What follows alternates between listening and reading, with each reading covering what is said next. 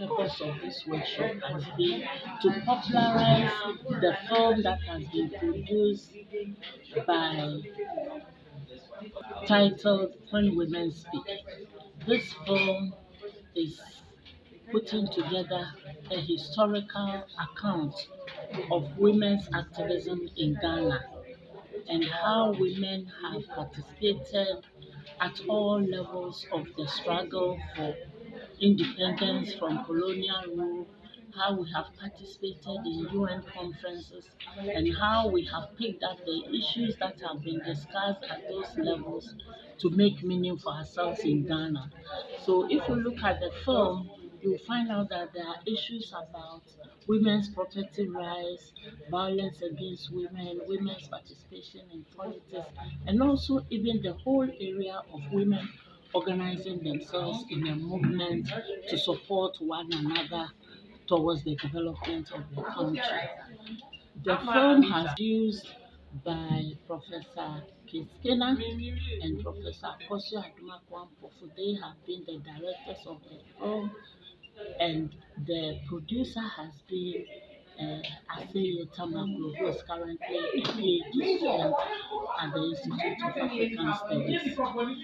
So the idea of bringing you journalists together has been, how do we make this film, which is about 100 minutes long, how do we break it into smaller pieces such that they can be used as a major resource for the work that you do as journalists, informing other audiences about the issues of women, women's rights and gender equality, and how those smaller pieces can be used as training material for others that you may engage with. So we are hoping that this workshop has been useful and that the work you are already doing will be informed by the knowledge that you have acquired, such that the issues that we continue to grapple with, such as the affirmative action bill, which we are all struggling to get it passed into law, will become meaningful and real in our context.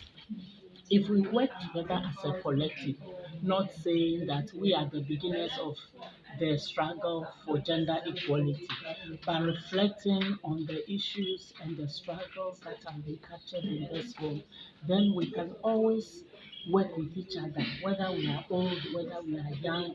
We see that the struggle is interconnected, that there are various elements of the struggle, and that those ones which we have achieved already, we don't have to revisit them, but the new issues that are coming up, we can work together and then realize them as evidence of gender equality, the attainment of gender equality in our society. As I told you, when you are young, you think that the world has begun with you. And you people are lucky because you have many more resources. It's like you being young, and then when you were young, you used to go to the riverside to fetch water.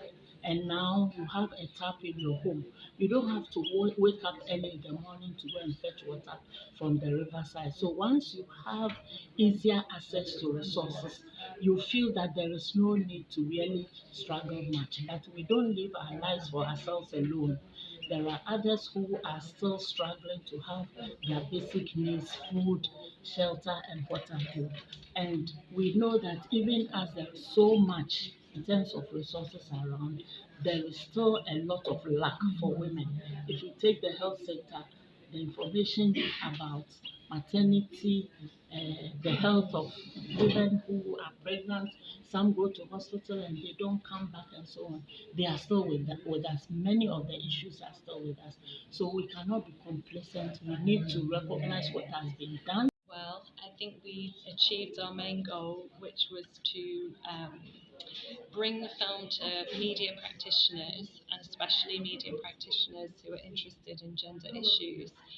Um, I think a lot of people felt that the film was educative and informative, and it helped them to see what they're doing now as part of a longer history of women in the media, a history of women in public life generally in Ghana. So I think people got quite a lot out of it, and they also gave us a lot of good suggestions for ways that we can maximise the benefit of the film and get it out to other kinds of audiences. I think ways is how useful it can be for women now to learn from the older generation of Ghanaian women who were involved in the same kind of areas that they're now involved in, to kind of help with that intergenerational transfer of knowledge, skills, confidence, which is important for women's rights generally in Ghana going forward. We started as a normal research project titled as Archives of Activism, where our intention was to do a research and put together findings on women's activism in Ghana from the 50s to the late 90s, and also tell women's stories in public office, and also debunk the notion that activism happened with Ghanaian women just recently, but to also show that they've been at it for a long time, but also to let people know the work that the women's movements have done over the years in the area of advancing women's causes in different aspects of life in Ghana. So that's what inspired this research, which eventually became a documentary film, because we thought that after the research, if we write, how many people are going to read?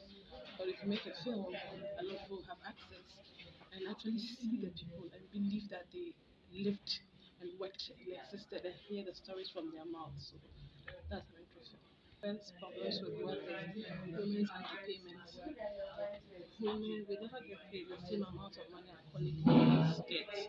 So things are changing, but a lot of work still needs to be done. Also, when you're a woman, when you're in leadership, when you're working, it's as if you are walking on eggshells, because for some reason everybody thinks that you are problematic, even though that's not how you are. But everybody expects you to be a certain way. Just when you want to exert a little bit more authority just to get people to do things right, then everything goes haywire. But I think also that I've also learned that women have also made good leaders. So it's a constant battle, but I think that we're giving it our best. And when we work together and collaborate, we'll do much more better and greater things. Thank you.